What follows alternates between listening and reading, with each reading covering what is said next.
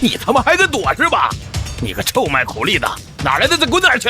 再他妈敢瞎刺一句，我叫人割你的舌头，封你的嘴！既然你说这堆金沙开不出半钱是吧？老子倒要看看真假！来人，给老子摔！你当真这堆金沙里黄货含量不足半钱？顶多也就3分5。二当家的，也就筛出来不到3分的黄货。什么？也就筛出来不到3分的黄货。真叫他说中了。老子不信了，他不过是瞎猫碰上死耗子，走了狗屎运了他。废物！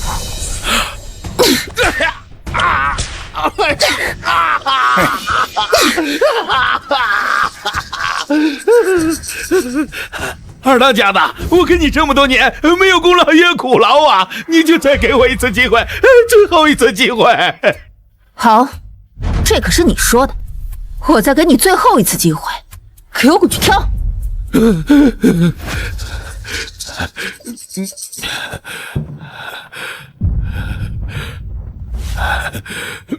妈了个巴子！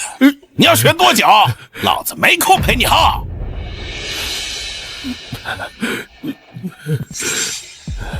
二当家的，如果要让张龙选的话，那可就全完了。你他妈就找死！你叫什么名字？杨开山，我凭什么相信你？就凭我刚才猜对了，而且这张师傅现在心里慌。好，那我就把这最后一次机会交给你。行，但是二当家的，我有一个条件。敢跟我玉罗刹谈条件，你说说看。我要是帮你赢了这赌局，我要挂住龟柳，脱离苦役。就这些？对，就这些。好，老娘答应你，但你要记住了，我这人最讲规矩守信用。你要是挑不出这1钱以上的金堆，那么下一个躺这儿的就是你。二当家的，你可不能随便相信个公子的话。滚！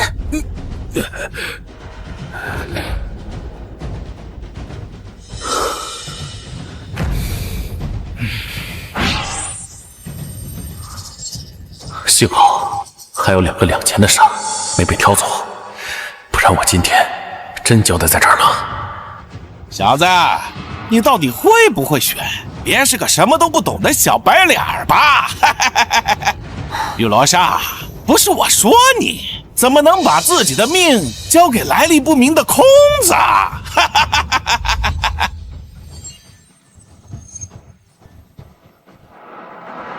我选2号。二当家的，他杨开山就是什么都不懂的苦力，说不定他刚开始就是蒙的，他就是对方派来的，对，他就是对方派来的，专门给你下套的。张龙，我看在这么多年你帮了我那么多忙的份上，我饶你不死，但你要再敢胡说八道，就不是抽鞭子那么简单了。二当家的，二当家的，我还有另外一个要求。得寸进尺。说，我要是赢了这赌局，我要顶了张龙的腰，然后做您的长眼师傅，顺便再把他的舌头给割了，把嘴巴给缝上。好，我答应你。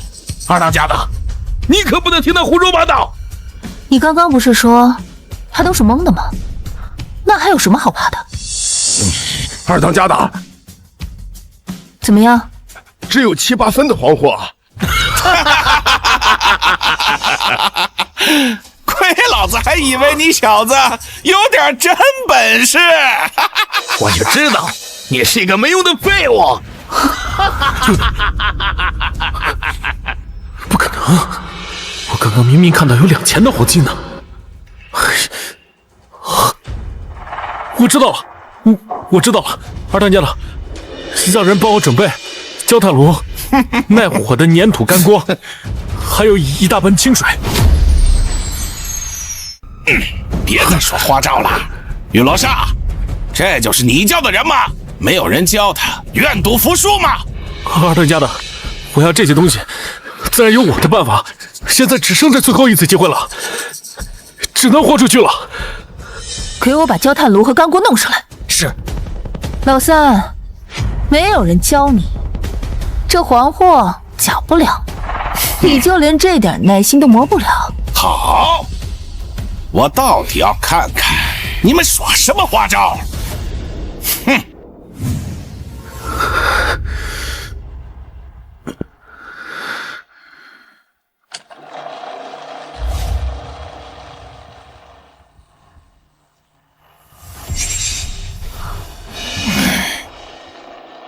别他妈瞎搅和了，再搅和搅和也不能1分变2分，2分变4分。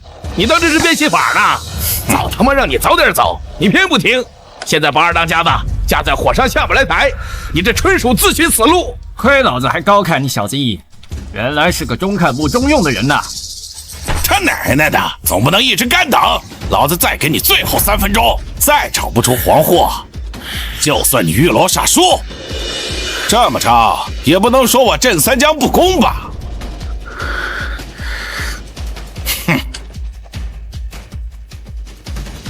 ！3。杨开山，弄不出黄货，这3分钟就是你的催命钟。别瞎搅和了，还是赶紧想想留什么遗言吧。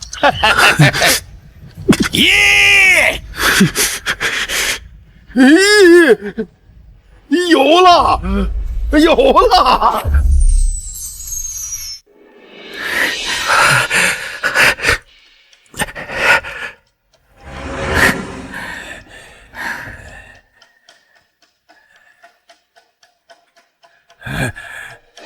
！2000，真的有2000黄货！好小子，真有你的！你怎么知道这2号沙堆里有这么多金货？我看这2号沙堆的沙质比较细腻，像是能出黄货的沙质。然后这之前，这金子和这沙堆还有杂质裹在一起，这大火一烧啊，它就露出本质了。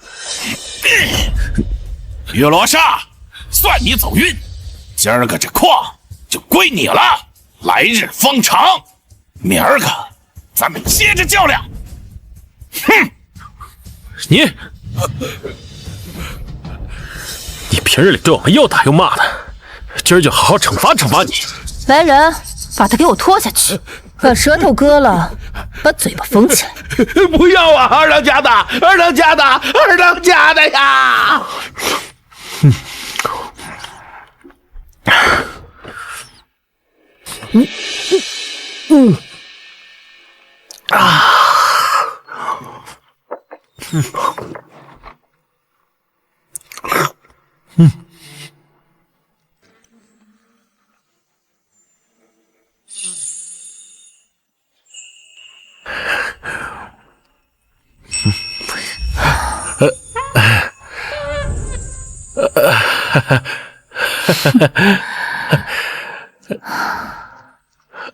二当家，您这是吃饱喝足了，下一步该干嘛呀？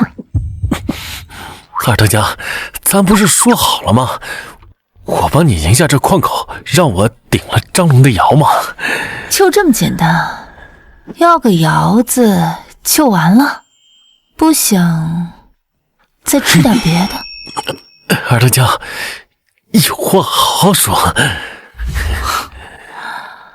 既然你吃硬不吃软，那老娘就敞开这天窗说亮话。明儿就是大当家的撂瓢把子的日子，要从我和这镇三江里面挑一个人出来继承二龙山。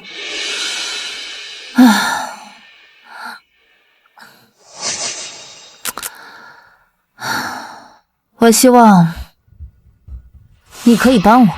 你成？如果这忙帮得好，我可以考虑让你来做二当家，或者把我自己送给你，不是不能商量。二当家，这花生米凉了，这不好吃了。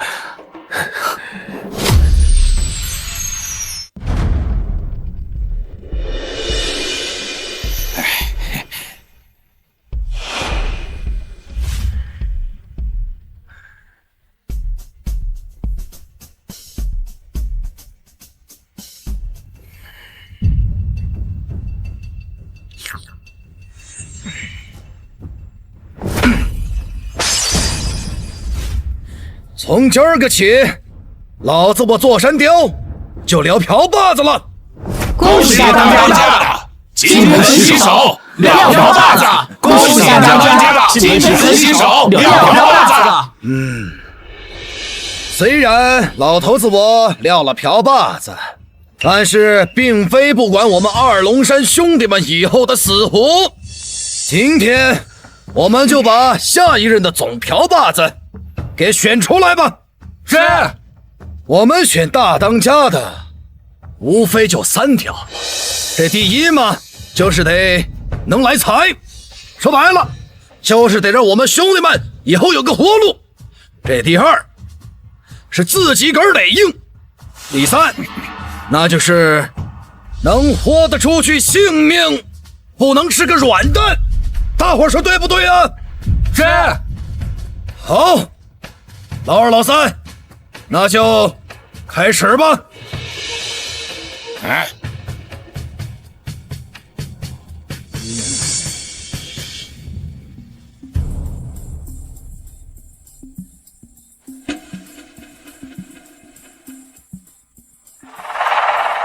大哥，这是前天晚上我和兄弟们砸了一个富户的窖，嘿嘿，带回来的白货4000银元，古董花瓶3只，古董字画5幅，还有2个小娘子，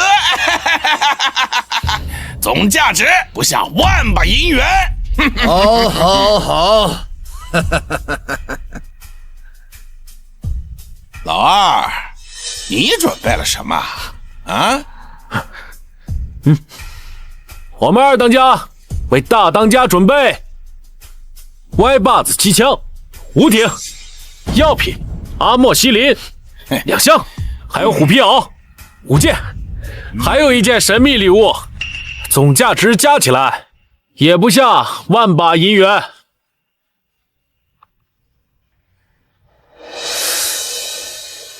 这个就是我特意为大当家准备的雄鹰一只。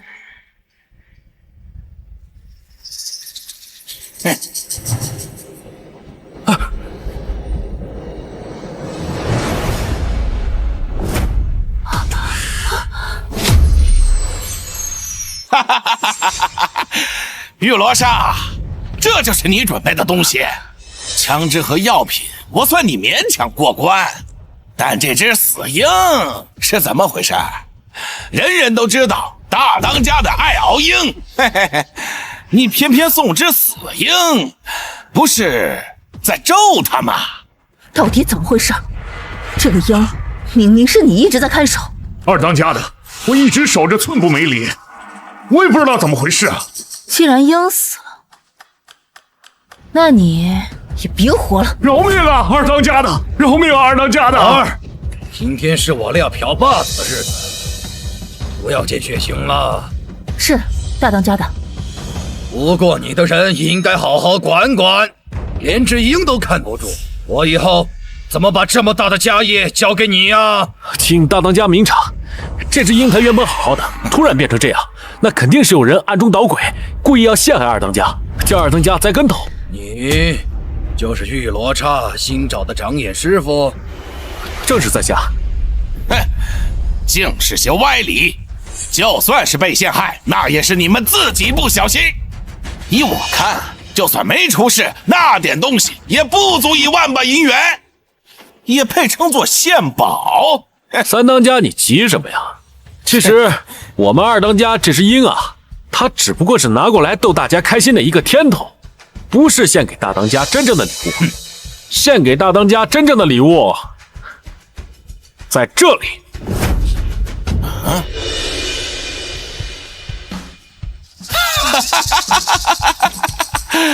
我还以为是什么东西，竟然是块破石头。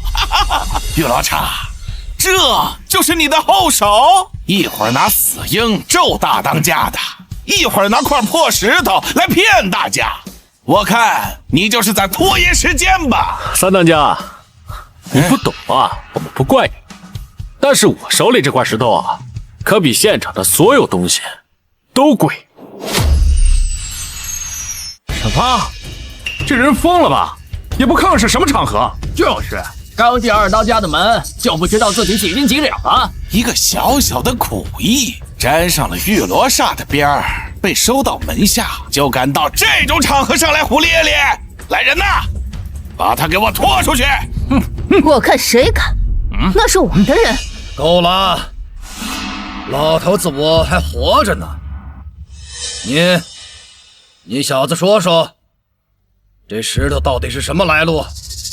这没有你的事儿，大当家的，一切都是我的错，跟他没有关系。你要惩罚，就先惩罚我吧。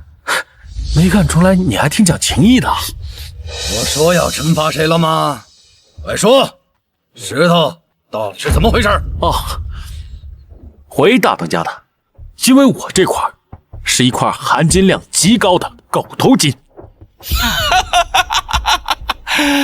你随便拿块破石头就说是狗头金，老子我见过狗头金，那都是明光锃亮的黄色。你这块只不过是普通不过的一块破石头。不懂了吧你？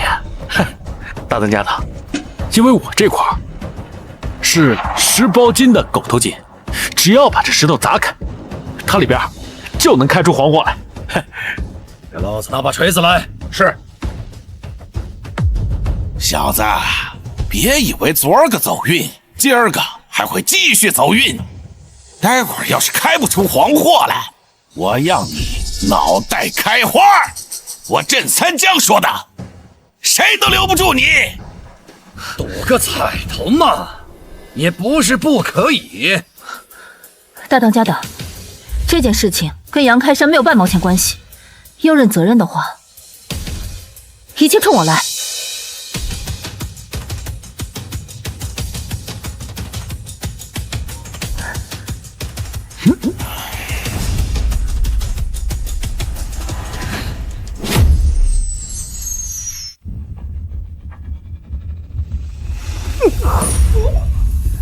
我的娘嘞，还真是狗头金！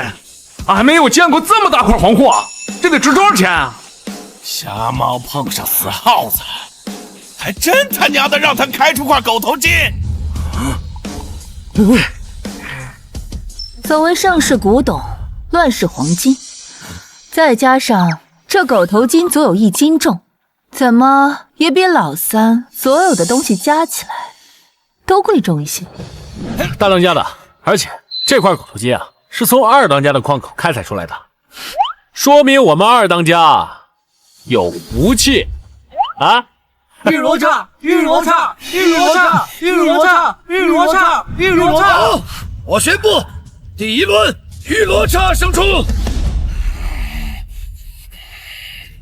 第2局以准头，看到前面那5个陶罐没有？老2和老3各出1人，开枪打击，命中数量最多者就为胜出。吴二龙，你来。谁不知道二龙山就独眼龙枪法最好？这次二当家怕是要栽了。那可不咋的，这回有好戏看了。打这么大的死物，多没意思。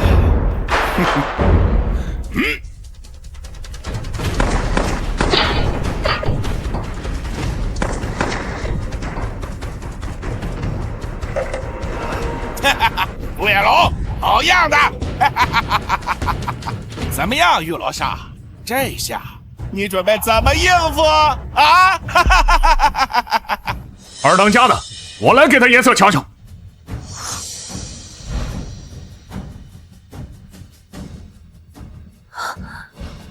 杨开山，你来应战。我应战啊！二当家的，他一个苦役，估摸着枪都没摸过，让他去上，哼，我不服！我是当家的还是你是当家的？滚一边！就你，杨开山，你去。二当家的，我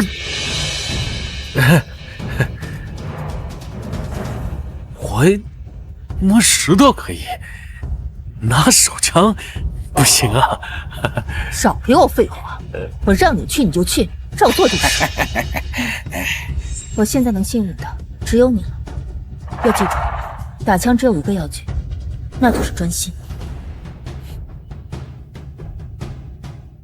玉罗刹，你确定要派这么个软蛋上场？这不是送书吗？认输也不是这么个认法。看他那慌张样，估计连枪都拿不稳，还想跟独眼龙比。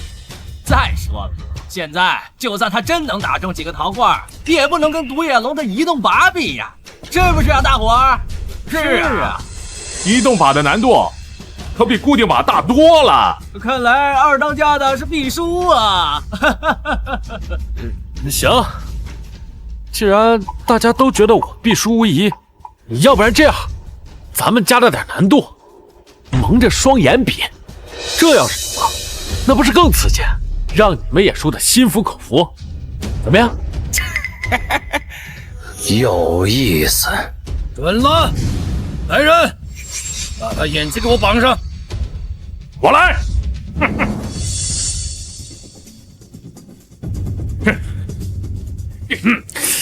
让你小出风头啊！哼，这次让你出个够！干什么呢？嘿，蠢货！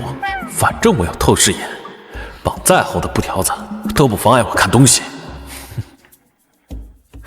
专心，专心，一定要专心。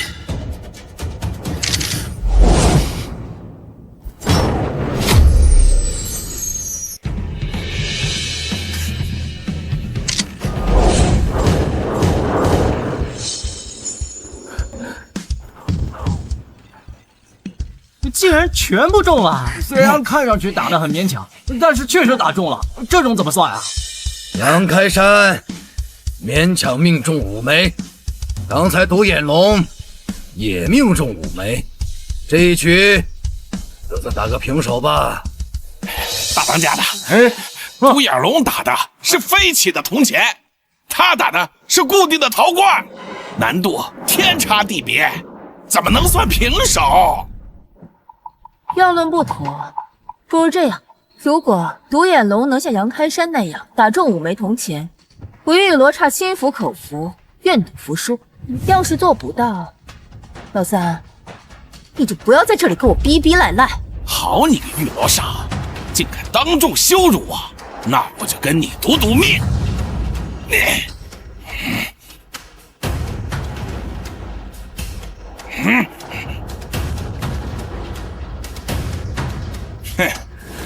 这第3关大家都知道，老子今天豁出去跟你赌命，你我轮流对着自己的脑袋开枪，谁先认怂退缩，谁就输。有本事你就接下这把枪。好，赌就赌，不敢赌是孙子。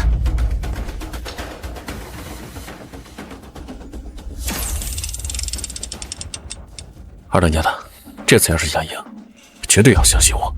这颗子弹在弹道的第4位置。你这样，你确定？这可是赌命，容不得半点差错。当然啊，我用我的小命担保。你想想，从砸开口头金，再到蒙眼打罐，我什么时候让你失望过？雨罗刹，跟你手下咬耳朵呢。难不成是怕了，想理由认输？我劝你还是早点认怂，滚出这山寨，省得丢了性命。他2次都能杀出活路，或许这次他真的有把握。好，老娘再信你一回。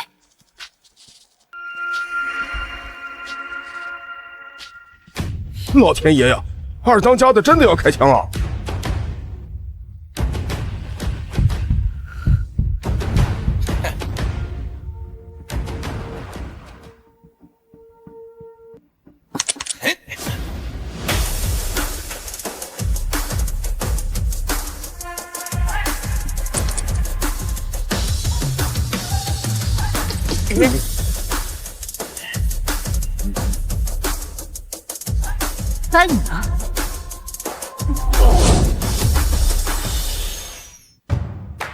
该你了。老三，你怕不是手软腿软了吧？放你娘的屁！谁害怕了？二当家真是太带种了，竟然对着自己的脑袋连开3枪，跟着这样有勇有谋的老大，不愁没发达日子过呀！就是，大当家的位置肯定是二当家的，没跑了。刘老沙，你作弊，你不守规矩。此话怎讲？啊，对，你不守规矩，明明说好你我轮流开1枪，你竟然连开3枪，你这是作弊！我要求重新比赛。没错，刚才没说能连开。你笑个屁！三当家的，你这不敢打就不敢打，你找什么其他借口啊？刚才定规矩的时候也没说不能连开啊，刚才不是挺硬气的吗？怎么到关键时刻就射不出来了？你不错，你方才说的是轮流对着自己脑袋开枪，谁先认怂谁输，可没说只能开1枪。我可没有不守规矩，倒是现在不敢开枪了，怕是找借口给自己脱身吧？你这是狡辩，钻空子！要是我们2个僵持不下的情况下，不如我们来听听大当家的怎么说。我老头子眼不花耳不聋，并没有说过1人只能打1枪。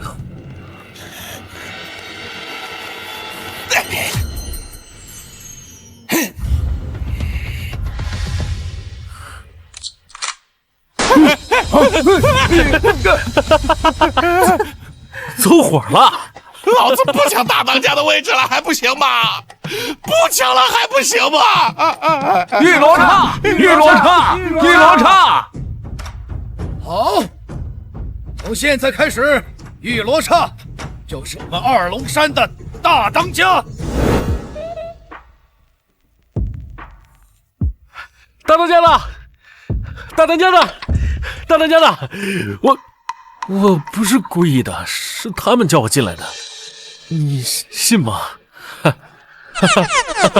回来，是我让他们把你叫来的，把门带上。哎，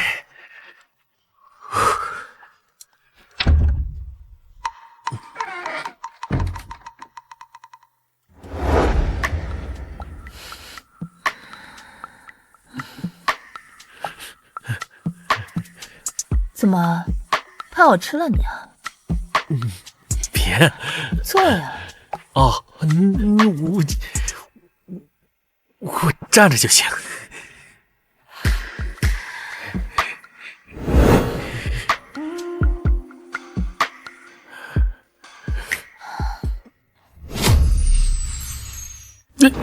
怎么，当了2当家，反倒变得扭扭捏捏了？大当家的有什么吩咐？这个是给你的奖励。我现在虽然是大当家的，但刚刚上位，还有很多人不服气，必定会给我使绊子，所以后续还需要你的帮助。好说，好说，好说。看来比起美色，你更喜欢地位和实实在在的奖励。那是自然的。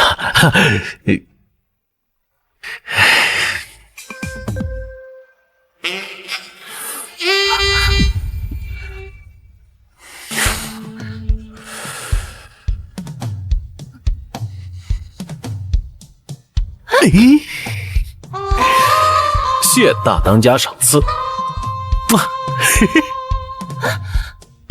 好你个杨开山，总有一天我会让你对我服服帖帖。最近三花顶的柳子又有些活动，大家一定要注意观察他们的动向。不好了，大当家的，击杀场少了一批黄货。什么？什么？到底什么情况？库房正在盘点昨天的击杀量，过秤的时候发现少了2两。看来某些人没有当总瓢把子的命啊，刚上任就丢了黄货，不会是监守自盗吧？三当家的话可不能这么说。老三，这是本月第3起黄沙失窃，跟玉罗刹有什么关系？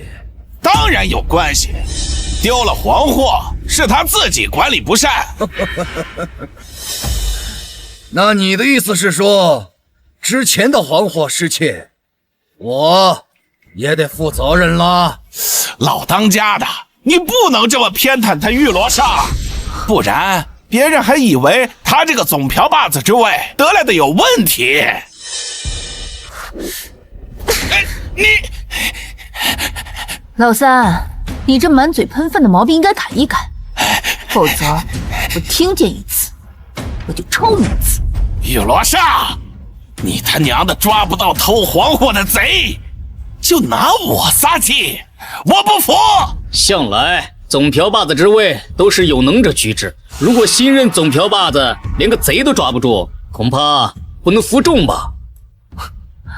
哦，那你们想怎么办？今天之内，你要是抓不到贼和贼赃，就要退位让贤。今天之内，你要是抓不到贼和贼赃，就要退位让贤。总瓢把子之位不可儿戏。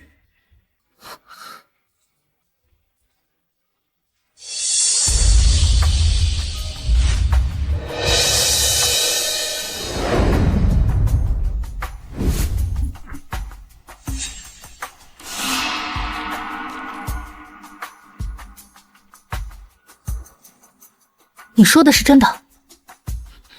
真在他身上？千真万确，一点掺不了假。这可是你们说的啊！如果大当家要是找到了贼和贼赃，又该怎么办？哼！我镇三江愿意自行卸任二龙山三当家的职位。好，这可是你自己说的。来人，把火柳子给我绑起来。大当家的，您这是干什么呀？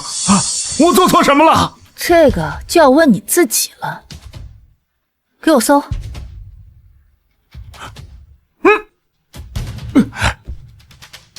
回大当家的，什么都没搜到。怎么可能？这怎么回事？怎么什么也没有？大当家的，你可冤枉死我了！我对你忠心不二，怎么会去偷黄货呢？你干嘛？大当家都没有定我的罪，你凭什么杀我？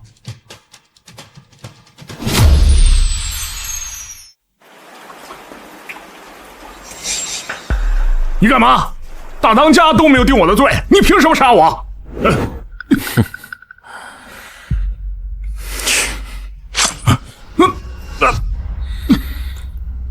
胡柳子，腿上的伤怎么回事？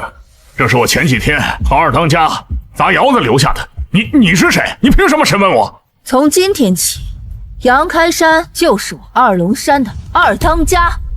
二当家的？这小白脸他跟着大当家的一两天，就二当家的了？什么狗屁二当家的？一个小白脸儿也能骑在我身上作威作福了？我不同意。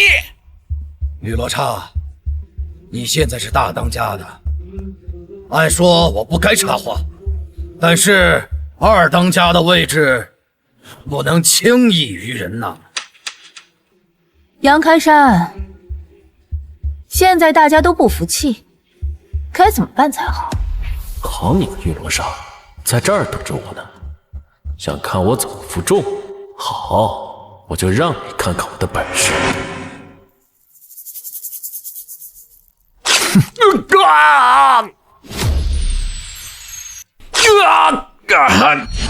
你小子干什么？凭什么胡乱伤人？就是啊，胡溜子的事儿还没做实，怎么就动刀子了？这样的人根本就不配做我们二当家。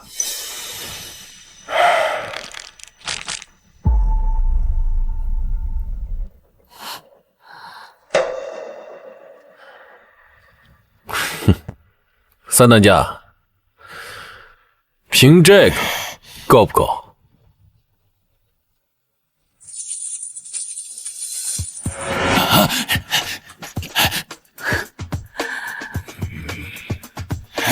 现在你还有什么好说的？敢偷运黄货者，杀无赦！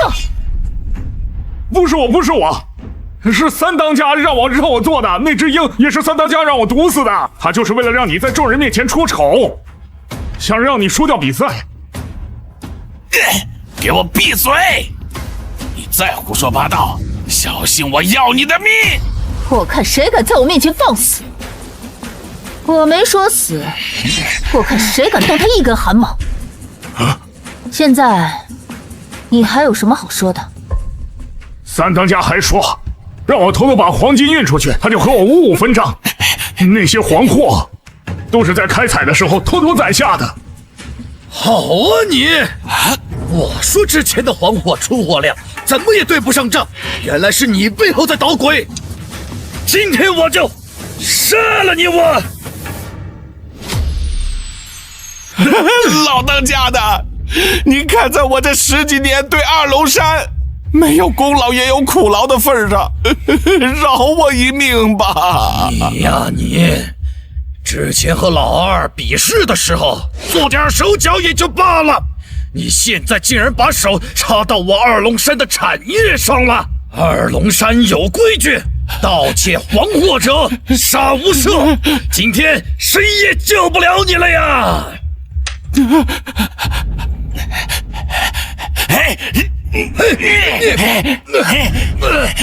干什么？镇三江，你干什么？把老当家的放了！放了这老东西，你会放过我吗？好，你把老当家的放了，我饶你不死。玉罗刹，我还不了解你。只要我放了这老东西，等着我的只有死。甄三江，老子看错了你！少废话，老不死的，你有什么资格教训我？还不是你偏袒玉罗刹，还把总瓢把子的位置传给他。三当家的，刚才我不是故意把你撂出来的，我也实在没办法，你不会丢下我吧？我当然不会丢下你。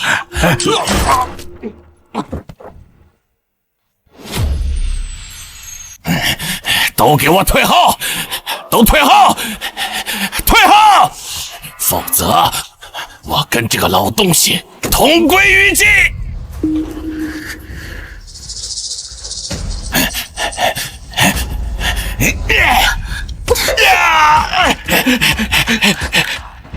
可恶！放虎归山，必成大患。把这里收拾一下，放话出去，这3山5里，谁敢收留这镇三江，就是和我二龙山作对。是，都好好干啊！别给我偷懒！你怎么不给我好好干呢？呀，呀！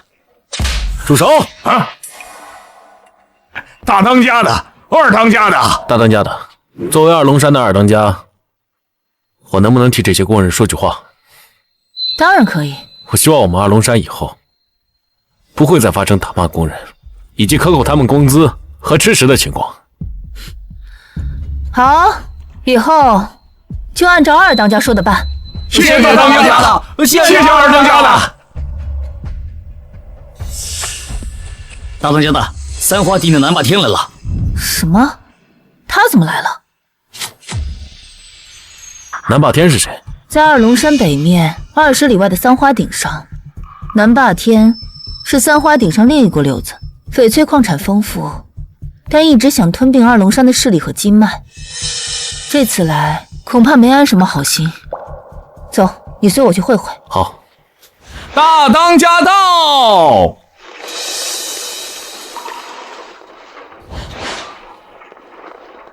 不知南霸天大当家的来访，有失远迎，有失远迎啊！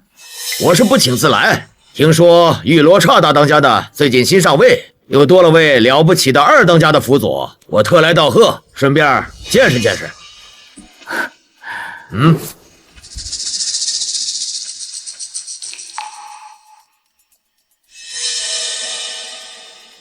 大当家的客气了，人来就行了，还带什么贺礼啊？大当家的这件礼物价值不菲，是我三花鼎带着诚意送给二龙山的礼物，还希望大当家的亲自揭开。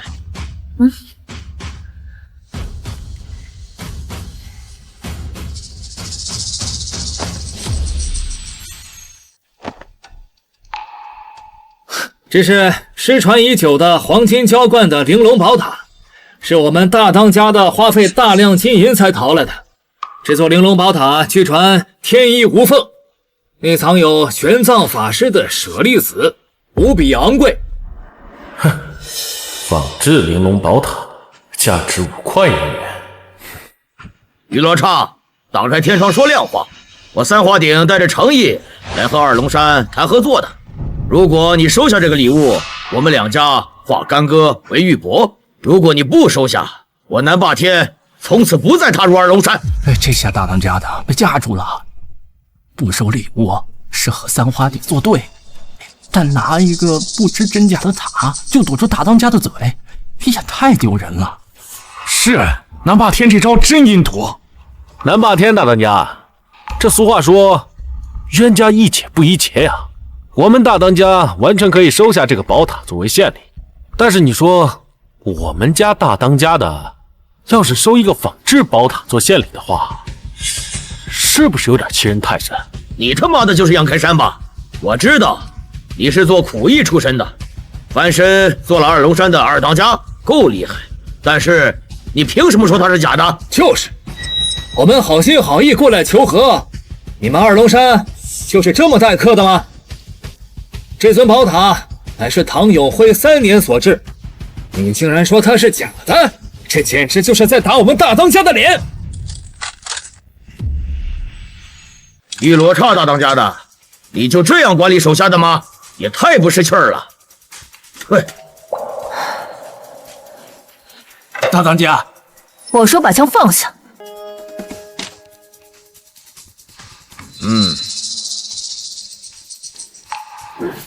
既然我们家老二说这宝塔是假的，南霸天大当家的说这宝塔又是真的，不如我们来赌一赌，看看是谁输谁赢。恰好我们这来了一个老朝奉，让他来给我们长长眼。赌就赌，赌什么？我当然是相信我们二当家的，如果这宝塔是假的，我要你们三花鼎1半的开采权。口气不小。如果你输了，我要你二龙山金脉的1半开采权，还有杨开山这小子的眼珠子，这是不是很合理啊？你怎么说？你喜欢单眼皮，合理。来人，把那个老仇恨给我带上来。是。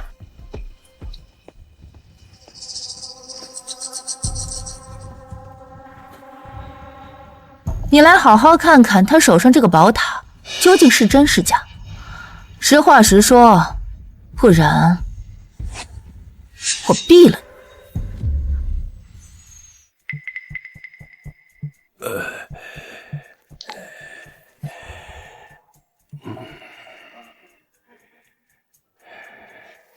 你个老木咔嚓的东西，你看好了没？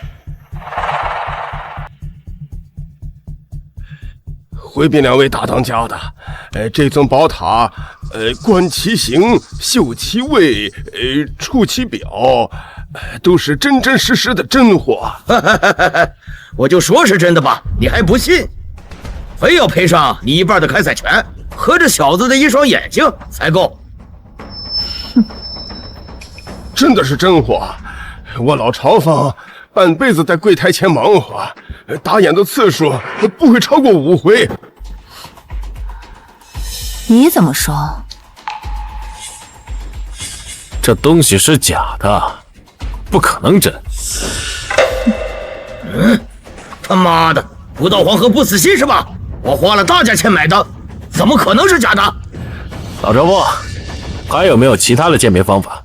你若不信，可以拿小刀刮一刮塔壁，假的锈色单一，鲜艳且流于表面，疏松，容易脱落；真的则秀色多彩，侵入塔壁，不易脱落。行。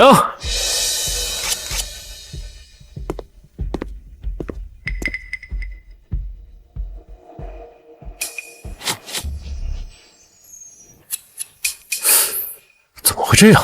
哈哈哈！你小子还有什么话可说？这秀色分明就是真品的绣班。现在你们该看的也看了，该验的也验了，总该相信我们大当家说的是真的了吧？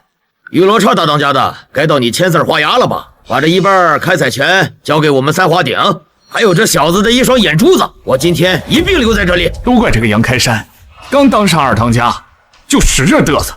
现在好了吧？不仅害得在二龙山失去一脉金脉，还要自己搭上一双眼，真是伤敌1000自损800。可不咋的，我可不认一个瞎子当二当家的。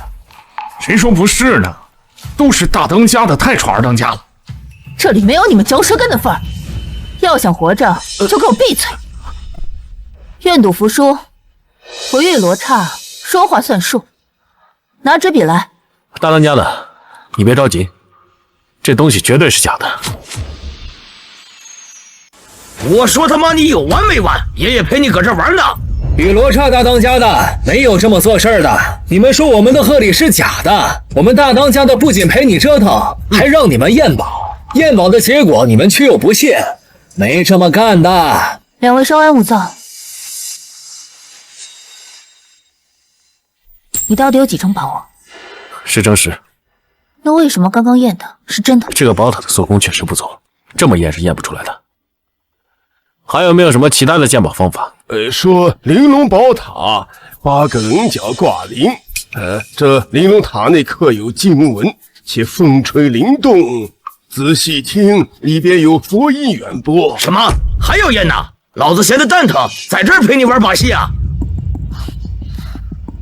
你当真有10成10的把握？大当家的，我的眼力你是知道的。如果我要是没有绝对的把握，我是不会跟你说这种大话的。行，我再信你一次。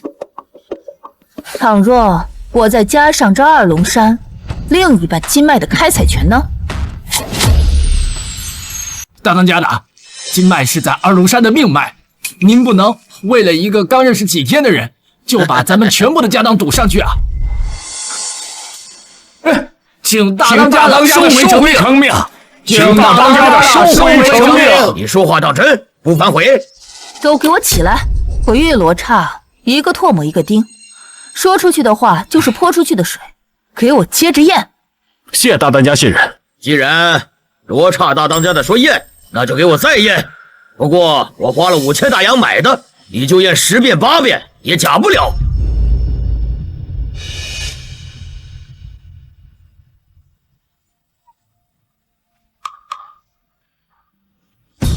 诸位当家的，这铃铛内确有经文雕刻，这就真一半了。接着验，让你们大当家的心服口服。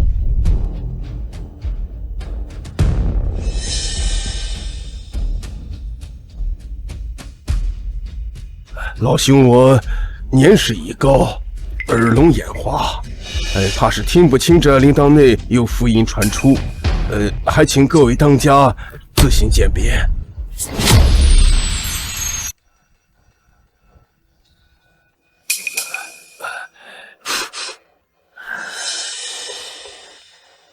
好像有，又好像没有。这怎么算？不过，这铃铛能传出福音，也只是后人人为制造传奇，不一定是真的。那就是半真半假喽。这塔里边刻的经文是切切实实的吧？怎么想耍赖啊？玉罗刹，赶紧签字画押，把你的所有权转让给老子，还有这小子一双眼睛珠子，我今天一定带走。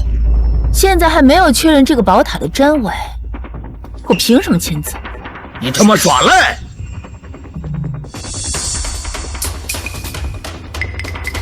大家稍安勿躁，稍安勿躁。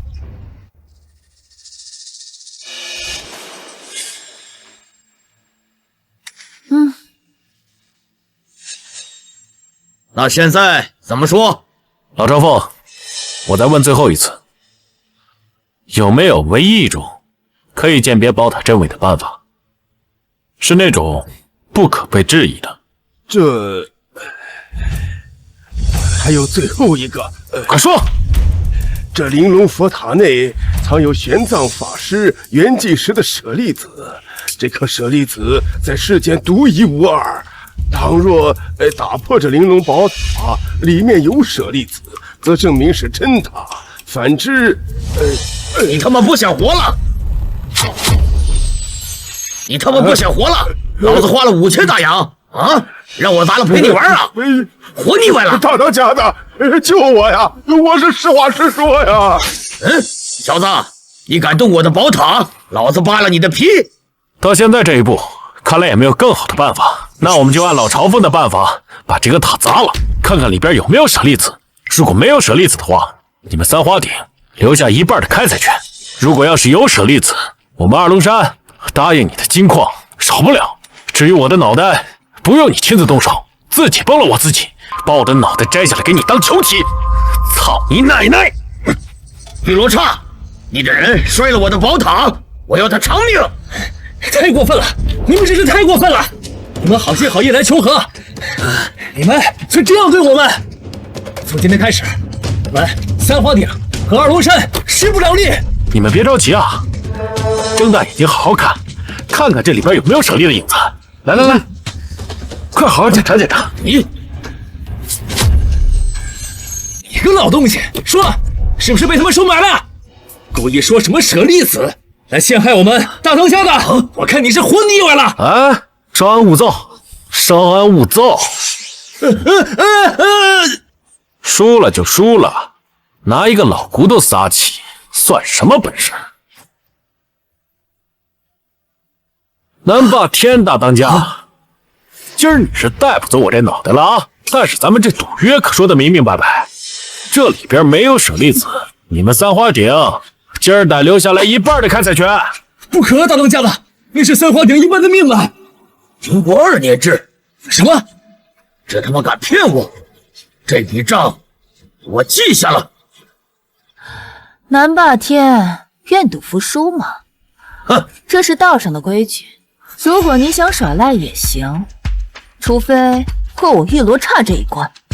我今天让你三花鼎的人一个都别想走出这二龙山。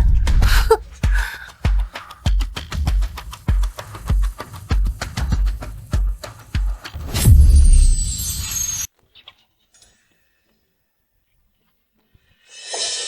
好，我去。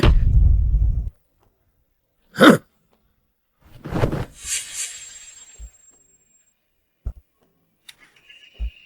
杨开山、玉罗刹，我三花鼎的开采权可以给你们，但这笔账我记下了。大哥，留得青山在，不怕没柴烧。咱们先回去，从长计议。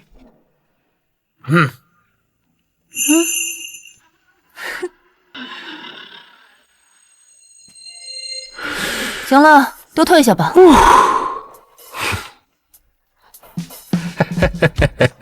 杨开山，最近风声紧，缸里又堆积了很多出不了水的东西，我这又刚坐上了大当家之位，不方便出声。你帮我去山下看看，看有什么好路子。得嘞。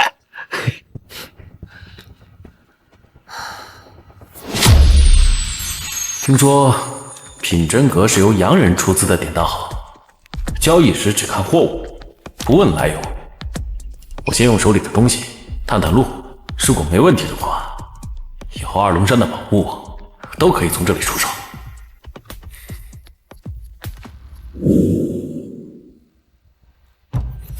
你们这儿谁管事啊？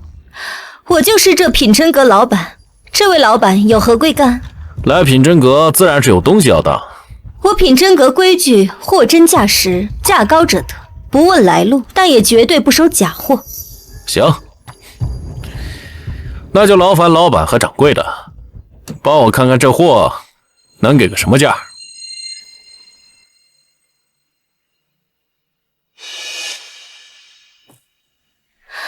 这是块普通的青玉原石，质地一般，我最多给你5个银元。价格太低了，看来是我来错地方了。走了。哎，老板别急，买卖不成仁义在。若价格不合适，可以再考虑考虑。哪来的穷小子也敢来品真阁凑热闹？当当家，别跟这种人一般见识，误了咱们出水的正事儿。哼，赵老板，我爹让我来出一批货，你亲自长眼，别让人打脸。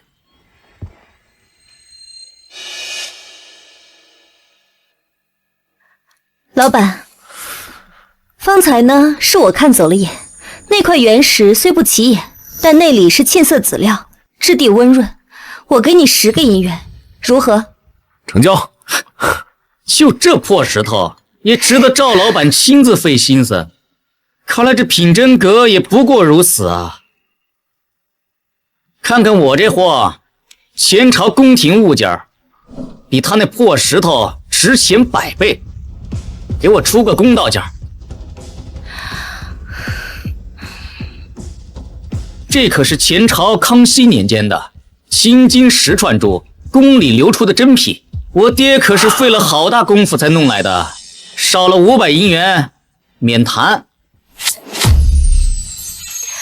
南少当家的，恕我直言，这串手串是仿制品，真品青金石色泽浓艳，质地温润，且珠体圆润，绳结规整。而你这串手串质地粗糙，绳结杂乱，最多值80银元。你胡说八道！这明明是真品，你故意压价，是不是看不起我南家，看不起我三花鼎？想黑吃黑呀！人赵老板说的没错，你这手串啊，确实是仿制的。这青花石用料不足，而且这纹路杂乱。再说了，这上面也没有前朝宫廷的包浆啊。你算什么东西，也敢在这里妄加评论？我看你就是故意跟我作对。你他妈知道我是谁吗？我只是实话实说。你要不相信我呢，大可以找个人再看看，免得在这儿闹笑话啊。南少当家的，你若是觉得价格不合适，可以再考虑考虑。我品真阁绝不强买强卖。好啊，我知道，你就是想黑吃黑。不是你是不是个爷们儿啊？买卖自由，你要是不卖的话，赶紧走。好啊，我知道，你们俩是一伙的，勾搭在一起黑吃黑。少当家的，说话要讲究公道。我与这位先生素不相识。有病！你给我站住！有种别走，咱们比划比划。我可没工夫跟你在这胡闹啊！不敢比划，我看你就是个胆小鬼，只会嘴上逞强。今天你要么给我道歉，要么就别怪我不客气。南少当家的，品真阁内禁止动刀，还请你放下武器，否则我只能请你出去。你们都黑吃黑了，还不允许我动刀动枪？行，既然你要故意找事儿，那小爷我就陪你赌一把。咱们验上一件宝物的真假，如果你要是输了，就给赵老板道歉，以后不准在这儿胡搅蛮缠。如果我要是输了呢，我就跪到地上给你磕仨头，从此之后不再踏入品真阁半步。好，一言为定。你有什么宝贝，尽管拿出来。那就劳烦少当家看看我手里的这个翡翠杯，它是不是明朝永乐年间的真品？赌就赌，这杯子釉色这么好，一看就是永乐真品。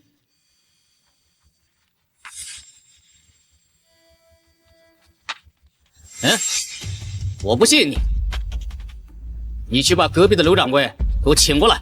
是。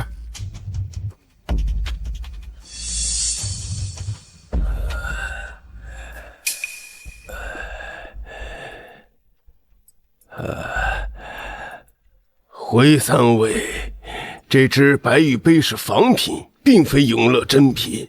珍品永乐杯白釉，白如凝脂，胎质细腻如玉，杯底有暗刻永乐款式，且釉面无气泡，这是特意做旧。釉色偏浑浊，胎质偏粗，杯底款式生硬，釉面有密集气泡，这是后期仿制的，不值什么大钱。不可能，这杯子这么逼真，怎么可能是假的？你是不是看错了？哎，南少大当家，这愿赌服输，该履行诺言了吧？这局不算，你敢不敢跟我再赌一局？哎呦！愿赌服输可是道上的规矩，你这么坏规矩，你就不怕出去别人笑话你啊？少废话！刚才这局是我轻敌了，我没仔细看，你敢不敢跟我再赌一局？这局如果你赢了，我不仅给赵老板道歉，我还把我身上这块玉佩输给你。若是你输了，就要给我下跪磕头，还要滚出鉴宝这行，以后有我的地方不能有你。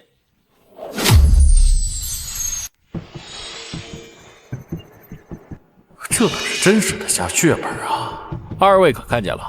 人少东家非要送我礼，我要是不收的话，岂不是太不识抬举了？赌约我接了，说吧，赌什么？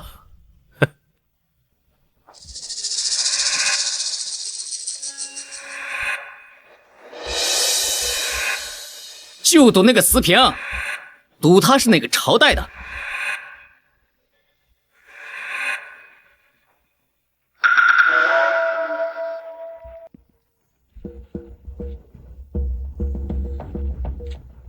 掌柜的不许开口，让这穷小子自己说。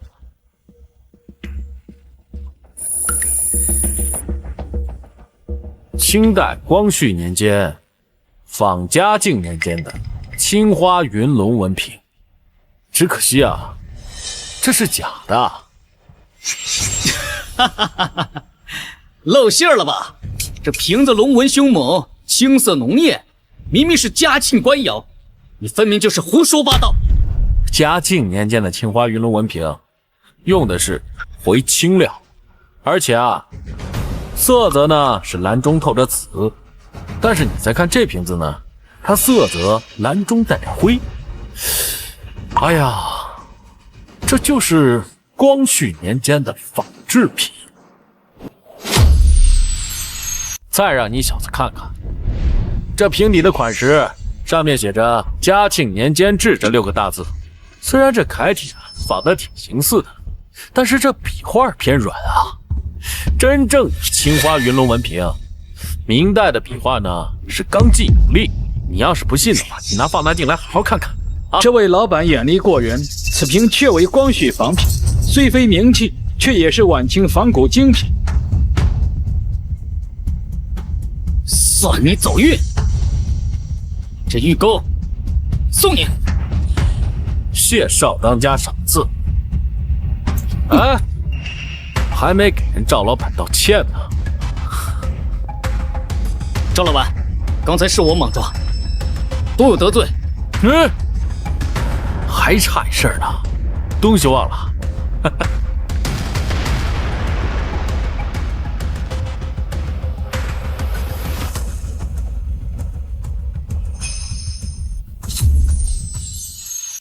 年纪不大，脾气倒不小。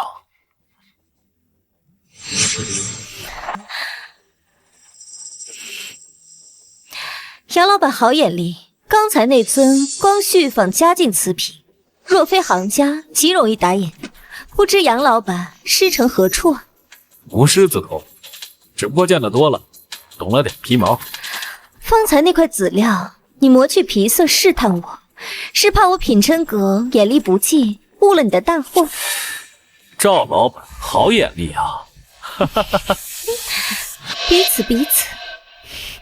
杨老板此番前来，怕不只是为了一块籽料。品真阁规矩，不问来路，不问姓名，但杨老板除外。我对你的货很感兴趣，若日后有更大的出水量，品真阁愿出市场最高价。既然赵老板是爽快人，那我也不藏着掖着。我这儿确实有一批货要出水，量不小，而且长期往来。但是我有一个小小的请求，请讲。今日我与南镇发生了冲突，三花鼎肯定不会善罢甘休。我担心这日后要是有人以此事来为难品真阁的话，哈。品真阁规矩，只认货不认人。杨老板放心，三花鼎还动不了你。行，是个痛快人。日后我带货来，凭己意行事。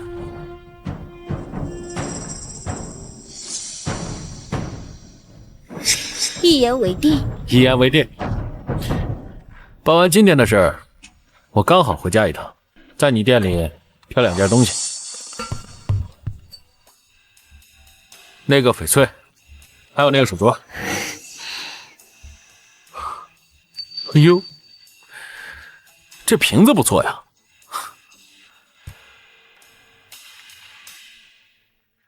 赵老板，还有这瓶啊，一会儿一并给我带走。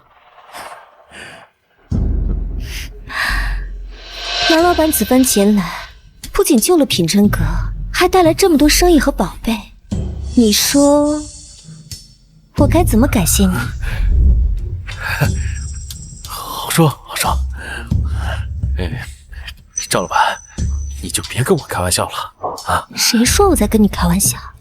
还是说你玩不起？赵老板，我得走了。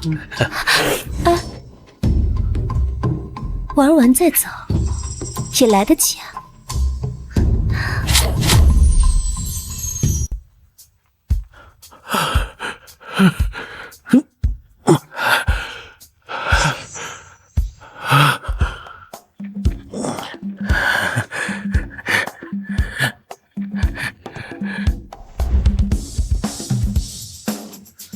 想不到短短2、3天，我杨开山就从一个小小的苦力变成了2龙山的2当家，不仅手握权力，还赚得盆满钵满。也该回家孝敬2人了，让他们放心。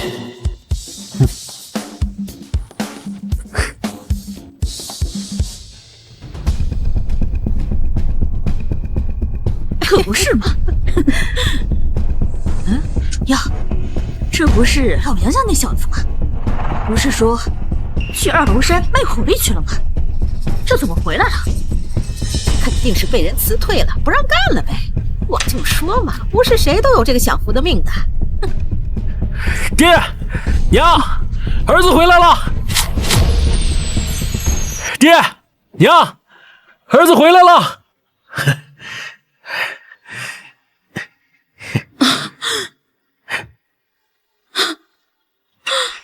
开山，真的是你回来了。娘，让你担心了，儿子不孝。回来就好，回来就好。你爹还在屋里呢，走，快回屋吧。哎呦，这不是老杨家那小子吗？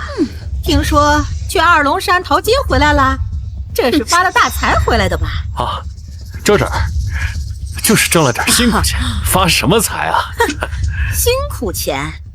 我可听说那2龙山的胡子呀，可凶得很，去10个人有9个都回不来。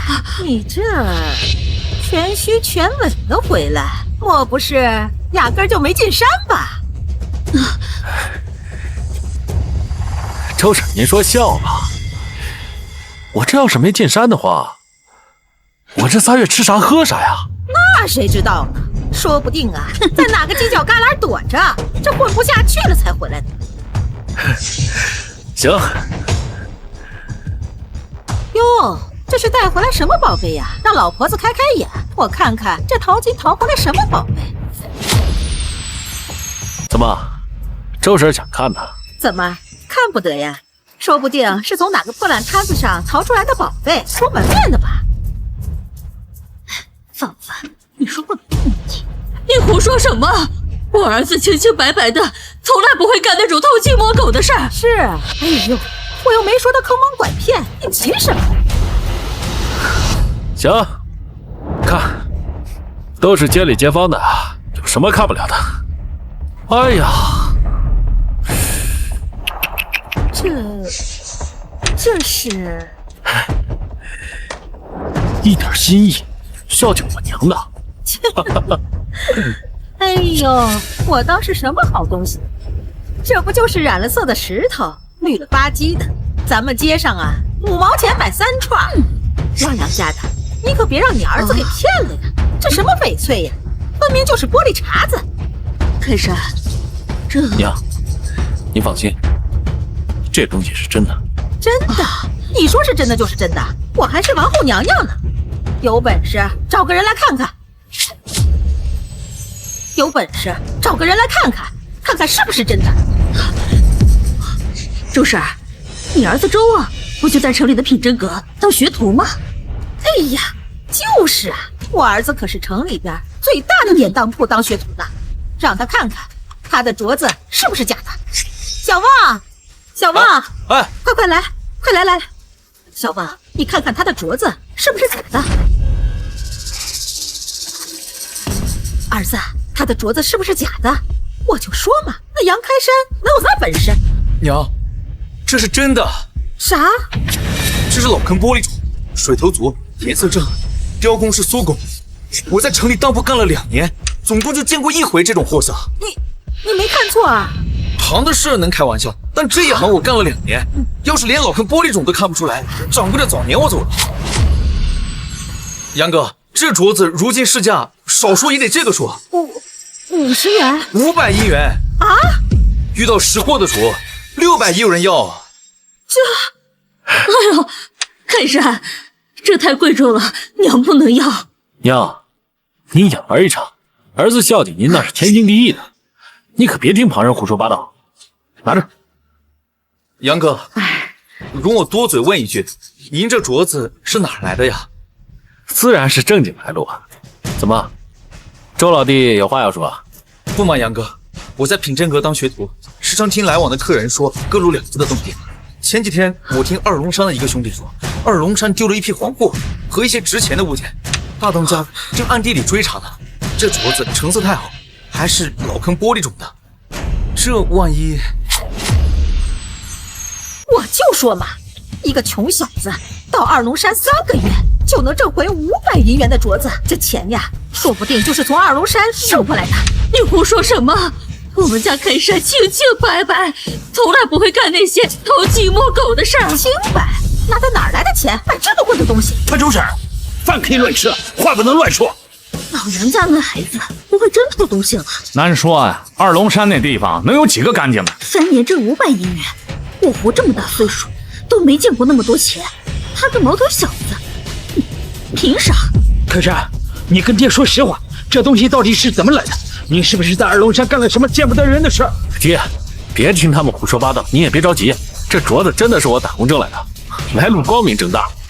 杨哥，不是我不信你，实在是这事儿太巧，二龙山丢的东西里刚好有几块老坑翡翠。你说能说清楚这个东西的来历，大家自然也无话可说了。行，周老弟，你在品真阁当差，那你应该知道品真阁的规矩，只认货不问来路。你要是觉得这镯子有疑虑的话，大可以去问问品真阁的赵老板，看看这镯子是不是从他铺子出的。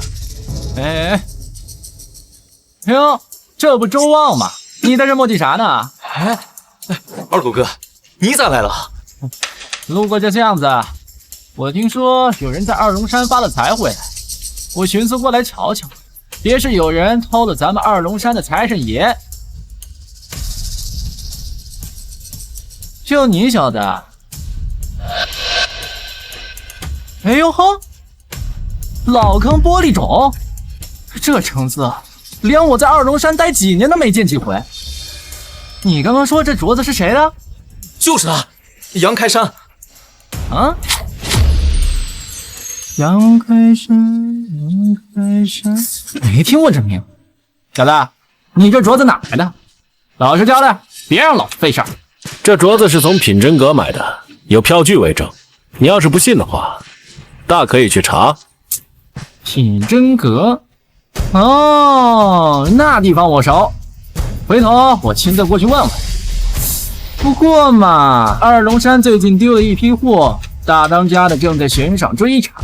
你这镯子来的不明不白，依我看，等扣下来再说。哎呦我，哎呦，你放手！这镯子是我孝敬我老娘的，谁要是敢动它，就是动我。完了你了！老子是二龙山之人，你敢动老子一根毫毛，老子二龙山踏平你们杨家屯！哎呦，老子毙了你！你说你是二龙山的人？怕了，完了！老子是二龙山三当家的手下。我怎么记得三当家前一段时间……反正不管怎么着吧，老子是二龙山的正经弟兄，识相的话就跪地给我磕3个响头，把镯子交出来，再给老子拿500银元当汤药费。这事儿兴许能过去。你既然说你是二龙山的人，那你可知道二龙山最近新换了一个大当家的？废话，大当家玉罗刹谁不知道？那你可知道玉罗刹大当家的新立了一位二当家的？你该不会想说你就是那个二当家吧？老子在二龙山混了3年，大当家玉罗刹确实在前几日立了一个新的二当家，那是能空手砸出狗头金，蒙眼打枪，能赢独眼龙的人物。就你这兔崽，也配提他老人家名字？各位乡亲们都听听啊！这小子说他自己是二龙山的二当家，他要是二当家，那老子就是座山雕啦！就是也不撒泡尿照照自己，人家二当家那是大英雄，岂能跟他一个臭卖苦力的沾边？我就说他吹牛嘛，他要真那么有本事，早就把二狗子撂倒了，还让人拿枪指着。3个月前还见到他，连车费都付不起，穷得叮当响，连车费都是找别人借。这突然发财说不准。K山呐，你不会真的去二龙山了吧？你不会真的干点什么糊涂事了吧？娘，儿子可没干什么糊涂事儿，我说的句句属实啊。行，你说你是二当家的，那我问你，二龙山山规第6条是什么？爬不上来。你连山规都不知道，你还敢说自己是二当家？周啊，你听见了没？这人就是个骗子！二狗子哥，他刚才说那镯子是品真阁买的。啊呸！品真阁怎么了？品真阁就不收赃物了？再说了，他说是在品真阁买的。哎，你看见吗？小子，冒充溜子头目，按山规该当何罪？你知道吧？老子今儿就替二龙山清理门户，并大当家的还得赏我。你口口声声说二龙山的山规，但是你连二龙山新立的二当家叫什么名儿都不知道。二龙山要都是你这样的货色，早他妈被三花岭吞了800回了。你他妈说什么？我说，就你这样的货色，在二龙山顶多是个跑腿的。你见过大当家几面？大当家跟你说过几句话呀？你连二当家是谁都不知道，就敢替他清理门户？我在二龙山待了3年，3年还在屯里欺负老百姓啊！真有本事，早跟着大当家砸窑去了，也不至于在这里跟一个学徒混日子。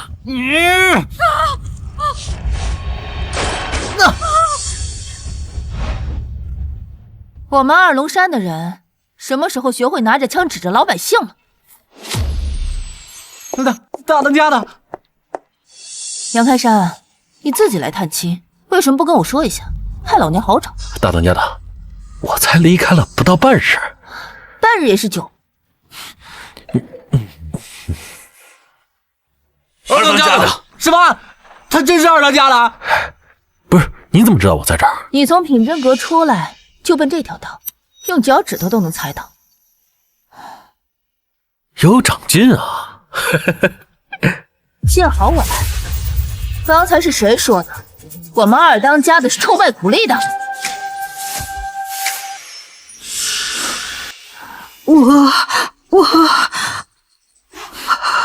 你大当家的，小的有眼不识泰山，小的不知道这位爷就是二当家的，小的该死，小的该死啊！你刚才说呀，毙了我家二当家的，替二龙山清理门户。小的有眼无珠，小的吃了猪油梦的血，求大当家开恩。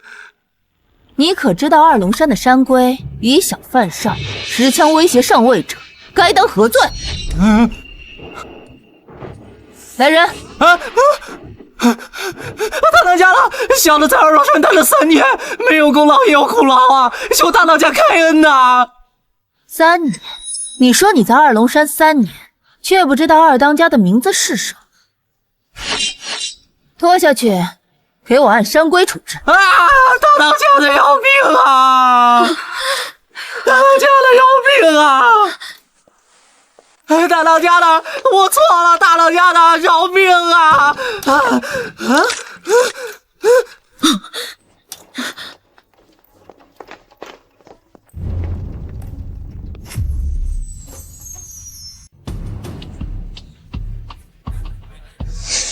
你是品真阁的学徒？是。你说二龙山丢了东西，怀疑我家二当家？我也是听二狗子说的。二龙山近日确实在追查失物，但丢的是镇三江叛逃时卷走私货，与我二当家何干？你连这赃物是什么都没有弄清楚，就敢光天化日之下指责我二龙山的二当家？你品真阁的学徒就是这么给人长眼的？大当家的，这个周望呢，也是受人蒙蔽，没有故意要陷害我的意思啊。你倒是好心。周望在品真阁就职，而且我们以后啊，得跟品真阁经常来往，这不看僧面，你看佛面吗？啊，周望，今日有二当家替你说话，我不追究。你要知道，品真阁的规矩，从来是只认货物，不问来历。可你的眼睛若只认人言，不认货真，这碗饭你也吃不着。是，多谢大当家，多谢二当家。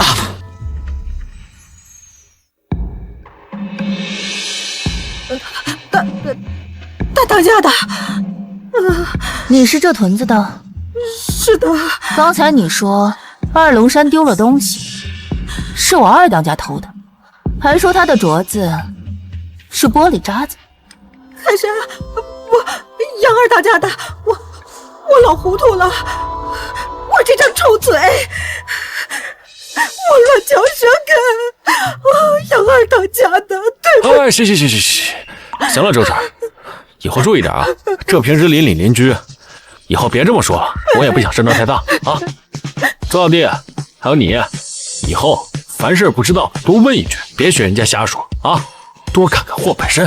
是，多谢杨哥指点。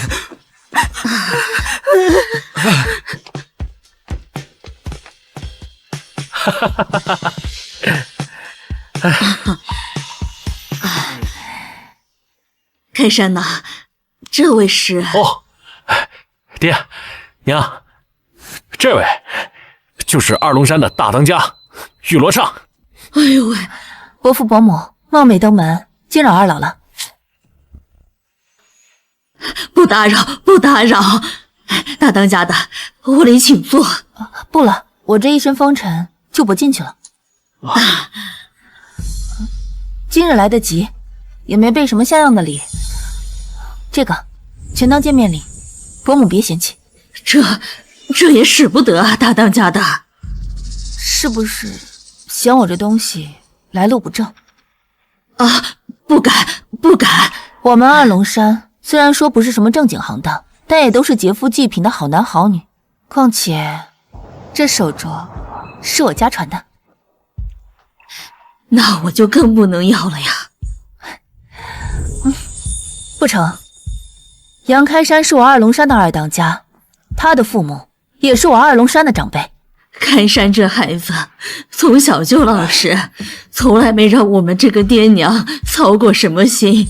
自从他前3个月去二龙山以后，我跟他爹就一宿一宿的睡不着，就担心他在外头吃亏。他没吃亏。大当家的，老汉问句不该问的。我家开山在您那可还好？这几个月，若不是杨开山，二龙山早已易主。他在赌局上赢下矿口，在叛徒刀下追回黄货，在南霸天的圈套里夺了三花顶一半的开采权。他是我二龙山的功臣。哎呀！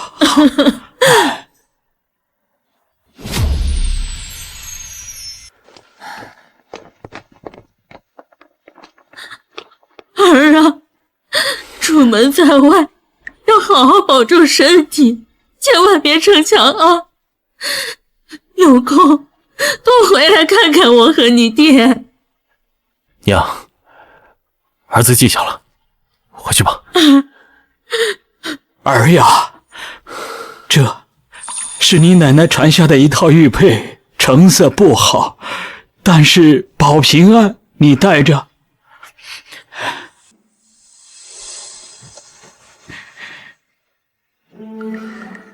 别说了，走吧。伯父伯母，改日得闲再来探望。好。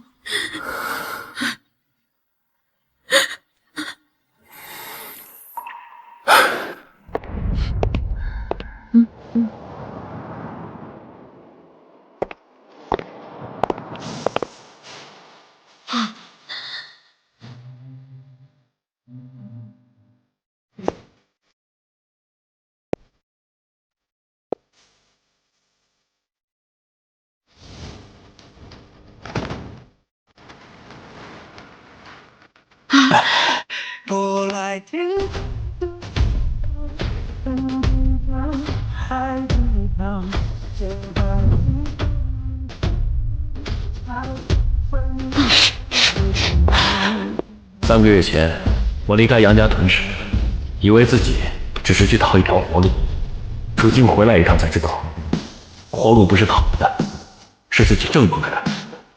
二龙山还有更多的事要做，三花底不会善罢甘休，镇三江仍逃亡在外，而我这双黄金瞳的秘密，也远未到揭晓的时候。人心飘荡，恋恋。